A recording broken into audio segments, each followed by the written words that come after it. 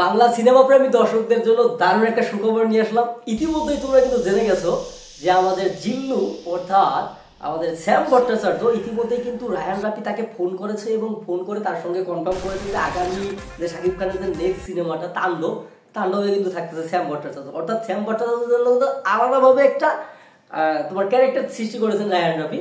এবার সুখবর পেল কিন্তু আমাদের সেই তুফানের মধ্যে দেখেছিলাম যাকে একটা গানের মধ্যে শুট করেছে, তাকে মেরে দেয়। তারপরে এবার এই সিনেমার মধ্যে অর্থাৎ বরবাদ সিনেমার মধ্যে দুর্দান্ত অভিনয় করেছেন কিন্তু এই মনোজ সহদেবের বিখ্যাত একটা ডায়লগ রয়েছে। আমরা ডায়লগটা কিন্তু তার মুখ থেকেই শুনবো এখন।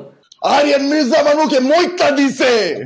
সো এই হচ্ছে অবস্থা। এই মনোজ সহদেব কিন্তু ইতিমধ্যে দেবের আপকামিং ছবি রঘু ডাকাত এই রঘু ডাকাতের জন্য কিন্তু সে অভিনয়ের সুযোগ পেয়েছেন এবং বলাই বাহুল্য এটা কিন্তু দেবের কিন্তু একটা ড্রিম প্রজেক্ট।